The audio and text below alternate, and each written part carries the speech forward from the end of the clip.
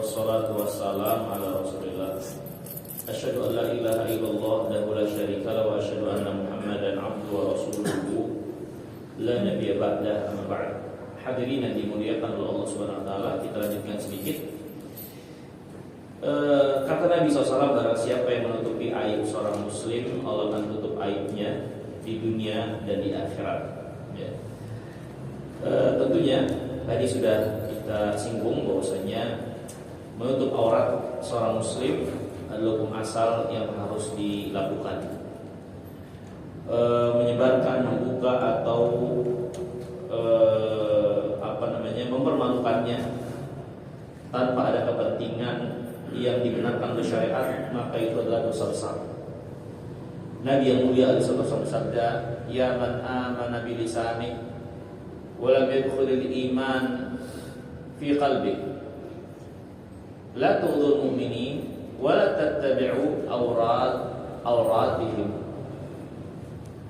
Wahai orang-orang yang mengaku beriman dengan lisannya, padahal iman belum masuk ke dalam hatinya, jangan sakiti orang-orang beriman dan jangan ikuti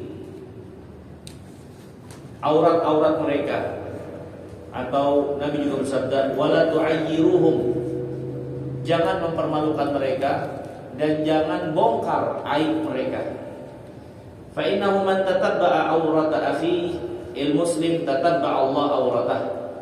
Siapa yang mencari-cari aurat saudaranya muslim, Allah akan bongkar cari auratnya. Wa man tatabba'a auratah yafdahu walau fi jawfi rahli. Siapa yang Allah cari, ikuti, intai kekurangannya, Allah akan bongkar walaupun dia berada di bagian rumahnya yang paling dalam. Maka ini ancaman keras bagi orang-orang yang suka membongkar atau mencari-cari aib saudaranya muslim. Para ulama menjelaskan, manusia terbagi menjadi dua terkait membicarakan membongkar aib mereka atau tidak. Yang pertama yaitu orang-orang yang memang dikenal dengan kebaikannya, masyhur, orang baik, gak suka macam-macam.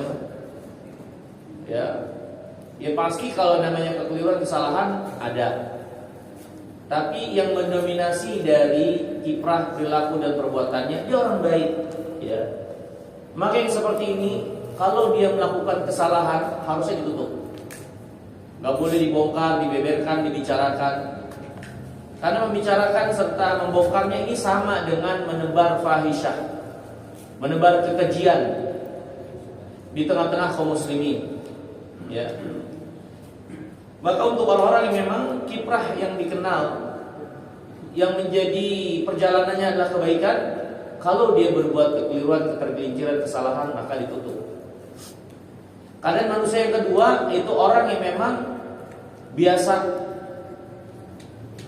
dia sendiri menampakkan kejelekannya, maksiatnya, kedurhakaannya, dan dia nggak peduli dengan keburukannya itu, nggak peduli dengan apa yang dikatakan tentangnya dari kejelekan. Walhal ini orang-orang yang ma'ruf dengan kemaksiatannya. Maka yang seperti ini, membicarakan dan membongkar aibnya untuk mengingatkan manusia atau mencegah orang lain dari kejelekannya, yang seperti ini gak ada masalah. Gak ada masalah membongkar kejelekan orang yang seperti ini untuk menyelamatkan orang lain dari keburukan orang tersebut, atau memberitahukannya kepada waliul amr, kepada pemerintah untuk menghukumnya, nangkep dia, agar mencegah keburukan itu menimpa orang banyak. Maka ini hadirin dan dimuliakan Allah, hukum asalnya aurat keburukan itu ditutup. Kecuali atas orang yang memang sudah dikenal dan terkenal dengan kejelekan dan dikhawatirkan kejelekannya menimpa orang banyak, maka yang seperti itu untuk dijelaskan keburukannya dalam rangka menyelamatkan orang lain, atau tujuan-tujuan yang dibenarkan oleh syariat. Adapun orang yang berbuat kesalahan, di mana orang itu dasarnya adalah orang baik, itu kekeliruan dia, kesalahan dia, hukum asalnya ditutup. Ya. Juga bahkan yang diajarkan oleh agama kita adalah seorang hendaknya tutup aibnya. Jangan dia bongkar, jangan dia sebarkan, ceritakan, apalagi dalam rangka membanggakan diri, bangga untuk perbuatan dosa yang telah dilakukan. Ada 3 perkara yang membuat dosa itu yang mungkin tadinya kecil apalagi besar menjadi lebih buruk lagi di sisi Allah. Ya. Yang pertama adalah seorang yang meremehkan dosa. Meremehkan dosa. Ya. Nabi yang mulia alaihi wasallam bersabda, kata beliau sallallahu iyyakum wa muhaqqiratid dzunub. Jauhi oleh kalian dari dosa-dosa yang dianggap remeh. Permisalannya kata Nabi adalah seperti orang-orang yang mengumpulkan kayu bakar sedikit demi sedikit. Sehingga ketika sudah menumpuk kayu bakar itu, akhirnya malah dia sendiri yang terbakar karena besarnya api, ya, dari kayu bakar tersebut yang sudah menumpuk. Maka ini permisalan orang yang meremehkan dosa. Walaupun itu kecil, apalagi besar diremehkan, maka itu menjadikan dosa itu jadi lebih besar. Yang kedua, yang membuat dosa itu jadi lebih besar adalah seorang berniat israr, berniat bertekad untuk terus melazimkan diri dalam dosa. Kalau ada kesempatan dia mau berbuat dosa lagi, ya, berniat untuk tidak lepas dari dosa itu, ya. Nah, ini namanya israr, terus menerus dalam perbuatan dosa. Maka itu bisa membuat dosa kecil itu menjadi besar, ya. Yang ketiga adalah al-mujaharah, seorang menampakkan dosanya. Di antara bentuknya kata Nabi yang mulia alaihi wasallam adalah seorang yang berbuat dosa di waktu malam. Sudah Allah tutup, tidak ada yang tahu kecuali dirinya dengan Allah. Di pagi harinya dia malah menceritakan kepada manusia seolah bangga dengan dosa yang telah dia lakukan. Nabi SAW bersabda, kullu ummati mu'afa illal mujahirin. Umatku semuanya berpotensi dimaafkan kecuali mereka yang terang-terangan dalam dosa. Termasuk bentuk terang-terangan ya seperti yang disebutkan oleh Nabi SAW tadi. Walhal hadirin yang dirahmati dan dimuliakan oleh Allah Subhanahu Wa Taala, orang yang berbuat dosa atau pribadi yang berbuat dosa, hukum asalnya dia tutup dirinya.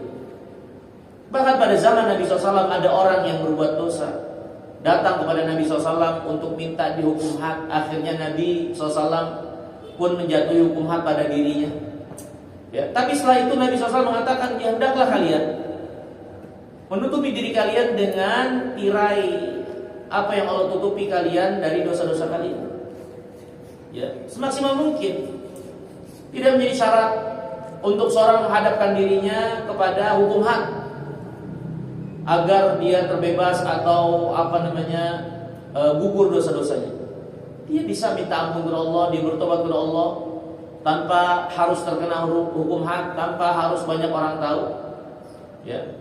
Maka pernah ada pada zaman Nabi SAW orang yang berbuat dosa datang pada beliau untuk minta hukum had.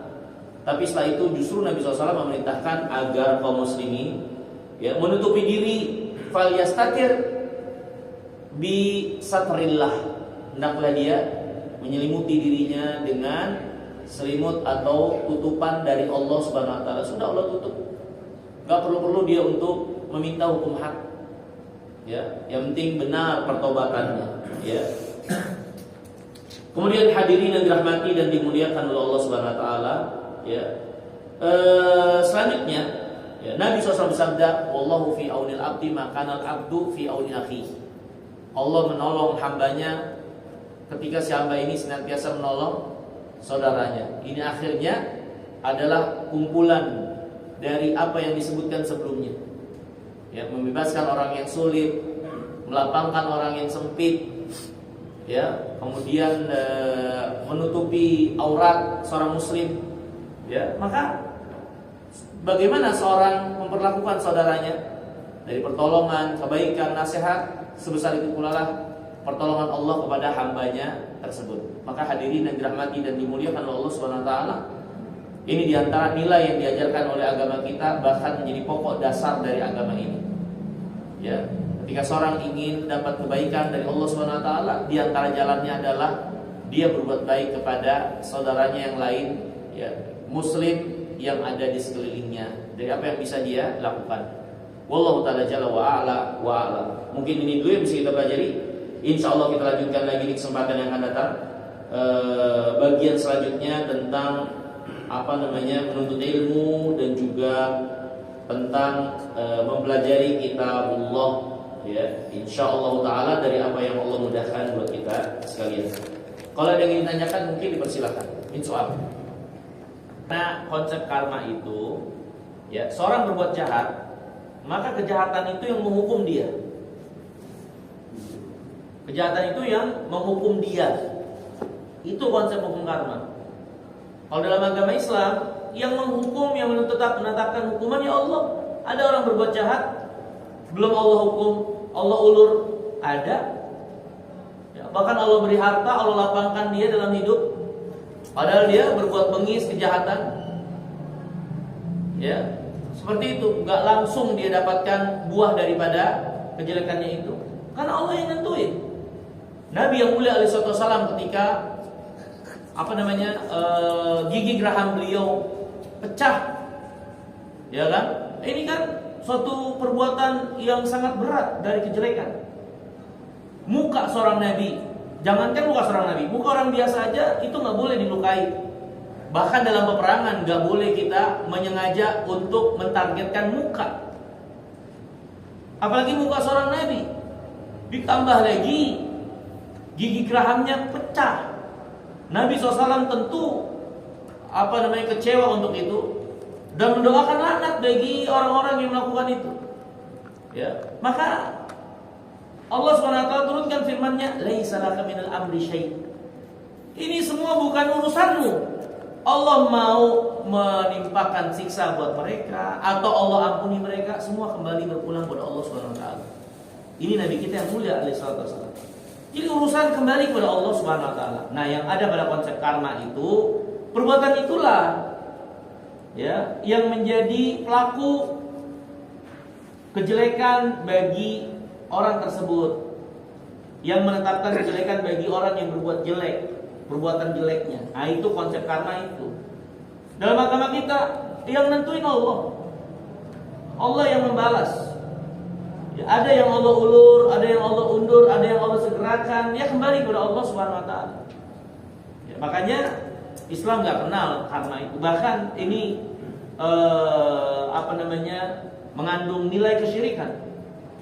Ya, karena semuanya makhluk bagi Allah Subhanahu wa taala. Ya. Setinggi-tingginya apa yang ada pada makhluk ya sebab, dan sebab nggak berarti apa-apa kalau Allah tidak menghendakinya. Ya. Seperti itu. Jadi harus kita bedakan. Dan ini nampak samar pada sebagian orang, ya, karena kita banyak ucapan-ucapan seperti ini beredar di masyarakat.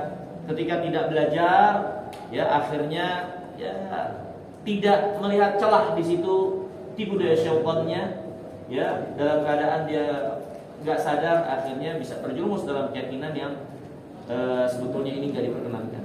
Wallahu a'lam. Mungkin itu.